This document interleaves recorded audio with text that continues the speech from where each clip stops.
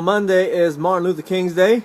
This day was made a national holiday because the great man died for what he believed in, for true racial equality.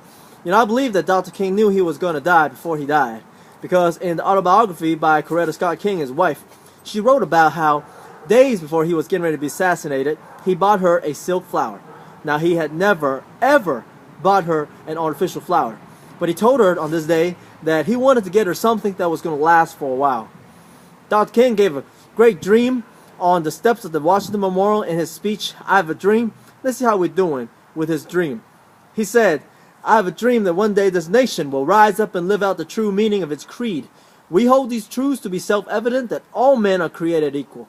When we have a black American in the U.S. presidency, I say that's a check.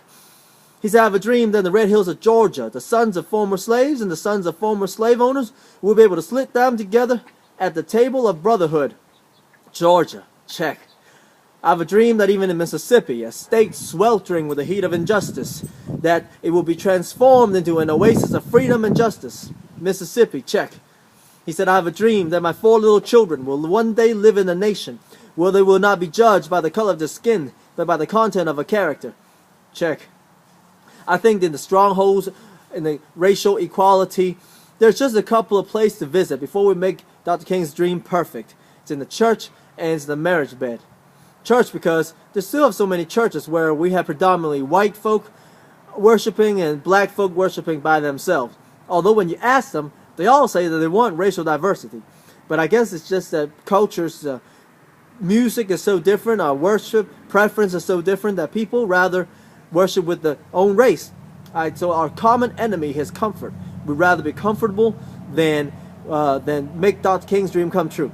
And the other one is in marriage, because we still have way more same-race marriages than we have mixed-race marriages, although that is quickly changing too. Dr. King, thank you for starting what you started, and we'll do our best to finish your dream. I'm Eugene, teacher, with your today's inspirational marriage message.